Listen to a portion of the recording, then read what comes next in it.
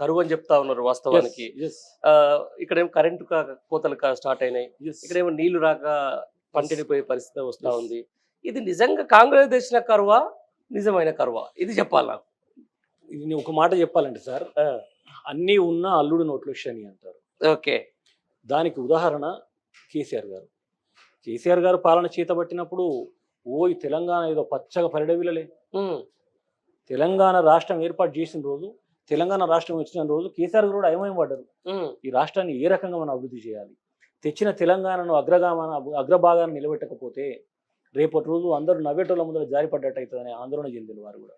వారు ఒకవైపు, కేటీఆర్ గారు ఒకవైపు, హరీష్ రావు గారు, ఇతర మంత్రివర్గం అంతా కూడా నిద్రలేని రాత్రులు కష్టపడ్డారు. ఎన్నో కంపెనీలు తీసుకొచ్చిండ్రు, ఎంతో మంది విద్యార్థులకు, ఎంతో మంది నిరుద్యోగులకు ఉద్యోగ అవకాశాలు కల్పించింది. కాబట్టి తెలంగాణ పరిడవిల్లింది. నేను ఏమంటా ఉన్నంటే అన్ని అవకాశాలు ఉన్నాయి తెలంగాణలో.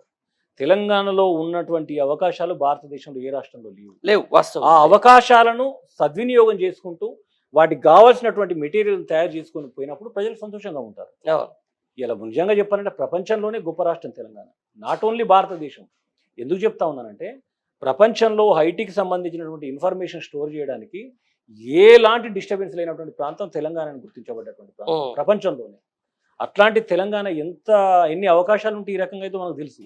అట్లాంటి తెలంగాణను అధోగతి పాలు చేసే ఈ దరిద్రుడు ఇవాళ ఉన్నాడంటేనే మేము సిగ్గుపడతా ఉన్నాం.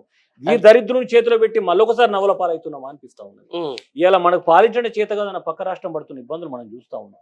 కానీ ఆ ఇబ్బందులు తెలంగాణ పడలేదు. ఇలా తెలంగాణ హైదరాబాద్ కావచ్చు, ఇతరత్ర ఏదైనా కావచ్చు, ఇలా హైదరాబాద్ ప్రపంచం మొత్తం కూడా ఇలా మన హైదరాబాద్ను చూపెట్టి ఏదో లండనో లేకపోతే ఏదో యుఎస్ఓ లేకపోతే ఏదో సింగపూర్ అని చెప్పేసి అవలీలుగా నమ్మించేటువంటి స్ట్రక్చర్ ఇలా తెలంగాణకి ఏర్పడదు. ఇవాళ అవన్నీ కూడా వచ్చిన కంపెనీలు వెళ్ళిపోతూ ఉన్నాయి, పండిన పంటలు వెళ్ళిపోతూ ఉన్నాయి. ఒకవైపు నీళ్లు లేక, ఒకవైపు కరెంటు లేక, ఒకవైపు తాగునీరు లేక. ఇప్పటికీ ఆల్రెడీ అయినా ముఖ్యమంత్రి చెప్తా ఉన్నాడు, పంటలకు మేము నీరు అందివ్వలేము చెప్తా ఉన్నారు, కరెంటు మేము ఇవ్వలేము చెప్తా ఉన్నారు. అంటే ఇదంతా చేతగాంతనమే. కాకపోతే గతంలో ఇవ్వని నువ్వేమని ఇవ్వమంటే ఇబ్బంది పడాలి. అన్ని ఇచ్చిన మీరు ఇవాళ ఈ రకం తయారైందంటే మీ చేతగానితనమే కదా. అంతే, పాలకుల చేతగానితనమే తెలంగాణకు శాపం. అంతే. ఇప్పుడు అదే జరుగుతూ ఉంది. 100కు 100% ఇప్పుడు కూడా మేము చెప్తా ఉన్నాం, నీకు చేత కాదంటే నువ్వు తప్పుకో.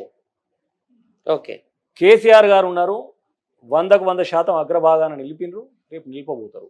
కానీ నీ స్వార్థం కోసం రాష్ట్రాన్ని అధోగతి పాలు చేద్దని చెప్పేసి మా కోరిక. రైట్, ఇదే అన్న. మొత్తానికి ప్రస్తుతం జరుగుతున్న నేపథ్యాలు, ప్రస్తుతం జరుగుతున్నటువంటి జంపింగ్ జపాంగులను ఒకసారి చూస్తే బీఆర్ఎస్ పార్టీ గుణపాఠం నేర్చుకుంటారా? యువ నాయకత్వాన్ని ఇకనైనా కూడా ఒకసారి ఖచ్చితంగా ప్రోత్సహించే ప్రయత్నం చేస్తారా? 100కు 100% నేర్చుకోవాలి సార్. మా పార్టీ అని నేను సమర్థించుకుంటే తప్పు అవుతుంది. అవును. ఎందుకంటే మాలాంటి ఉద్యమకారులు జీవితాలు ప్రాణంగా పెట్టి, కుటుంబాలను ప్రాణంగా పెట్టి, ఉన్నయన్నీ హరించుకుపోయి బిచ్చగలమైన రాష్ట్ర అభివృద్ధి ధ్యేయంగా రాష్ట్రం పచ్చబడాలన్నటువంటి ఆకాంక్ష మాకు మనసు నిండా ఉంది. కాబట్టి నాడైనా నేడైనా కేసీఆర్ గారు, కేటీఆర్ గారి నాయకత్వంలో పనిచేసినాం. రేపటి రోజు తప్పైనా ఒప్పైనా వాటిని సర్దుకొని ఇక ముందుకు పోతే ప్రజాక్షేత్రంలో ప్రజలు లబ్ధి పొందుతారు, నిరుద్యోగులు, విద్యార్థులకు, వీళ్ళందరికీ కూడా అగ్రభాగాన్ని నిలబడతారని చెప్పి ఆశపడ్డ వాళ్ళని.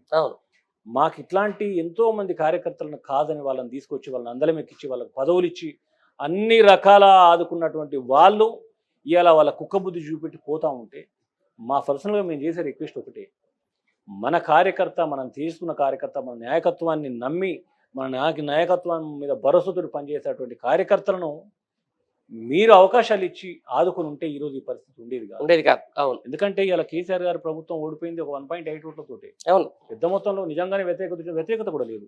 39 మంది ఎమ్మెల్యేలు గెలిచిండ్రు, బ్రహ్మాండంగా ఎమ్మెల్సీలు ఉన్నారు, ఎంపీలు ఉన్నారు, రాజ్యసభ సభ్యులు ఉన్నారు.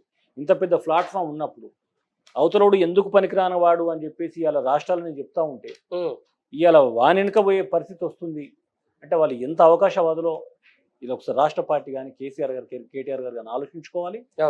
మన వాన్ని మనం అందలం ఎక్కించినా, ఆదుకున్నా, హక్కున చేర్చుకున్నా మన మంచి కోరుతాడు, మన రాష్ట్రం మంచి కోరుతాడు. తప్పితే ఇలాంటి దొంగలను నేను తెచ్చుకుని మరొకసారి నవ్వుల పాలు కావద్దు అనేది మీదైతే అది ఫైనల్ గా.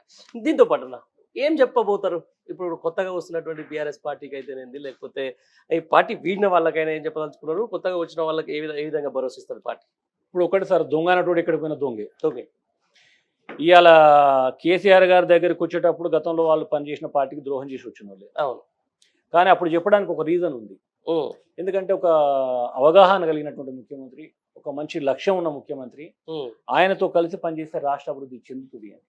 కానీ ఇలా సమాధానం చెప్పలేరు. ఉమ్, ఇప్పటికే 3 నెలల రాష్ట్రం అధోగతి పాలైతా ఉన్నది, ఆ మాట చెప్పలేరు. అవును. ఖచ్చితంగా మేము దొంగలము, మా ఆస్తులను మేము అక్రమంగా సంపాదించుకున్న సంపదను కాపాడుకోవడం పోతున్నాం అనేది వాళ్ళు చెప్పాల్సిందే. ఉమ్, చెప్పకపోయినా ప్రజలకు అర్థమవుతా ఉంది. అర్థమవుతుంది. నేను ఏమంటున్నా అంటే ఇప్పటికైనా యువకులు ఎవరు పడితే వాళ్ళు నాయకులు అనగానే మనం పొలవం అనుకుంటూ వాళ్ళ వెనక జేజలు కొట్టుకుంటూ సంకలు గుద్దుకుంటూ ఓడు మానేసి, ఓకే. నాయకులుగా నాడు కేసీఆర్ గారి నాయకత్వంలో కరడుగట్టిన సైనికులుగా ఎట్లయితే పనిచేసినామో ఇప్పుడు కూడా ఆ రకంగా పనిచేసినటువంటి అవసరం ఆసన్నమైంది. ఉమ్, నాడు ఏదైతే తెలంగాణ రాష్ట్ర సమితి అంటే గడగడలాడినవి జాతీయ పార్టీలు, ఇప్పుడు కూడా భారత రాష్ట్రం నుంచి చూస్తే భయపడే పరిస్థితులు రావాలి అంటే కార్యకర్తలు అందరూ కూడా చిత్తశుద్ధితో పనిచేస్తూ ఒక కరడుగట్టిన సైనికుల్లాగా బయటకు వచ్చి మళ్ళీ మన ప్రతాపం చూపెడితేనే ఉమ్, రేపు తెలంగాణ రాష్ట్ర ప్రజలను, తెలంగాణ రాష్ట్రాన్ని కాపాడిన వాళ్ళం అవుతాం. కానీ ఇవన్నీ చూసుకుంటూ మనకేంది, మనకు అన్యాయం చేసింది పార్టీ అనో, మనకు అవకాశాలు లేదు పార్టీ అని ఈరోజు మనం అలగడమో, గులగడమో, నారదవడమో చేస్తే అదే రేపు రాష్ట్రాన్ని అధోగతి పని చేసినటువంటి చరిత్రహీనులుగా మనం కూడా మిగిలిపోతాం. అంతే. బాధ్యత గల కార్యకర్తలుగా నాడు అధికారంలో లేము, నాడు తెలంగాణ రాష్ట్రం వస్తున్న రోజు మనకి పదవులు లేవు, అవును, పార్టీ లేదు, అవును, పెద్ద నాయకత్వం లేదు. ఉన్నదల ఏకైక నాయకుడు కేసీఆర్ గారు. అవును. వారి నాయకత్వాన్ని నమ్ముకొని ఏ ఆశలు లేకుండా పనిచేసిన కార్యకర్తలు ఈ రోజు ఏదో ఆశలు పెట్టుకొని పార్టీ ఇబ్బంది పడే క్రమంలో మనం సైలెంట్గా ఉంటే నిజంగా కూడా మనం ఆత్మవిమర్శ చేసుకుంటే మనం కూడా ద్రోహులుగా నిలబడే పరిస్థితి వస్తుంది. కాబట్టి ప్రతి కార్యకర్త సైనికుల్లాగా బయటికి వెళ్తేనే తెలంగాణ సాధించినటువంటి ప్రగతి ముందుకు పోతుంది. లేకపోతే ఈ చరిత్రహీనుల చేతిలో ఏదైతే ఈరోజు తెలంగాణ ఉన్నదో ఇంతకంటే అధోగతి పాలై రేపటి రోజు రాష్ట్రం నాశనం అయ్యే క్రమంలో రాష్ట్ర ప్రజలతో పాటు మనం కూడా ఉంటామనే విషయాన్ని మనందరం గుర్తుంచుకోవాలి. గతంలో కేసీఆర్ గారు ప్రవేశపెట్టిన ప్రతి పథకం కార్యకర్తలను మనకు రాకుండా లేవు. ఉమ్, కార్యకర్తలుగా మన తల్లిదండ్రులు, మన కుటుంబము ఏదో ఒక లబ్ధి పొంది ఉన్నాం. ఉమ్, ఇవాళ అట్లాంటి అవకాశాలు లేవు. కాబట్టి నిస్సహాయ స్థితిలో ఉన్నటువంటి దేన్ని కూడా మనం యాక్సెప్ట్ చేయొద్దు. అంతే. ఖచ్చితంగా సహాయం చేసే స్థితిలో ఉన్నాం. ఎందుకంటే ఇలా ప్రశ్నించడమే ప్రజలకు సహాయం చేసినటువంటి చరిత్ర. ఓకే. ప్రజల పక్షాన నిలబడమే ప్రజలకు సహాయం చేసేటువంటి ప్లాట్ఫామ్. కాబట్టి ఖచ్చితంగా గతంలో ఉన్న ఉత్సాహం కంటే రెట్టింపు ఉత్సాహంతో కేసీఆర్ గారి నాయకత్వంలో అందరూ ముందుకు రావాలి, పనిచేయాలి. పూర్వ వైభవం కేసీఆర్ గారి నాయకత్వానికి బీఆర్ఎస్ పార్టీకి తీసుకొస్తేనే రాష్ట్రం మరొకసారి అగ్రభాగాన నిలబడే అవకాశం ఉంటుంది. కానీ లేకపోతే దొంగని చేతికి తాళాలు ఇచ్చినట్టే అవుతుందని చెప్పేసి నేనైతే తెలియజేస్తాను.